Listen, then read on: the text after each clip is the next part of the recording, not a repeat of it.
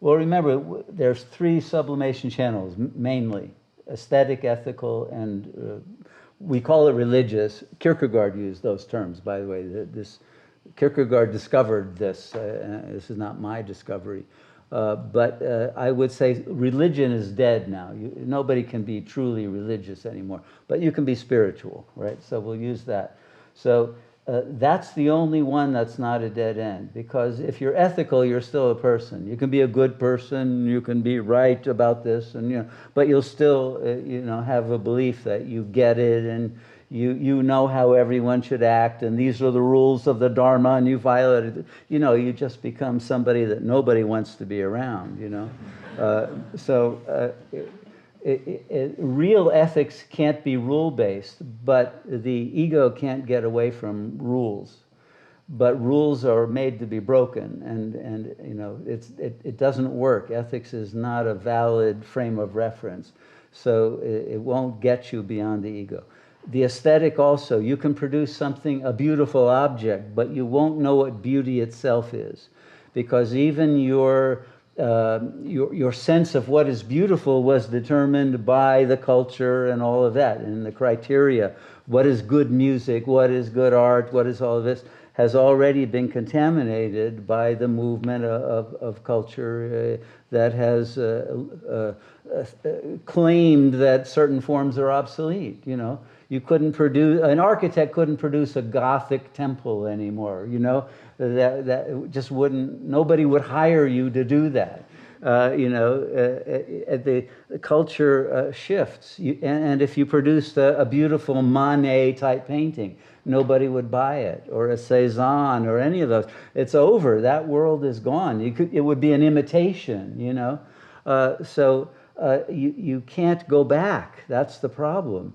And there is no more beauty. Beauty is even artists don't like the word beauty anymore. It's almost a forbidden word. We want to have something raw and vulgar, and ever since Duchamp put the first urinal in a museum, in an art museum, and claimed that to be art, art was over as a real capacity for a skillful representation of the archetypal beauty of the world. That's gone. So the aesthetic and the ethical are both very limited sublimation channels now. The only one that will get you where you want to go is the upper death drive, which is the spiritual one, in which the ego has to be completely eliminated. And so you don't sublimate. You will be gone, and the energy of consciousness will be sublimated into the higher levels. But the I that wants it, like the caterpillar, will never become a butterfly. It has to become goo that dissolves, and the protoplasm itself turns itself into a butterfly, but the caterpillar doesn't do it. In the same way, your ego can't turn itself into a soul. It just has to be gone, and then the soul emerges. So it has to happen through a self-sacrifice. But sacrifice to whatever you consider the higher self.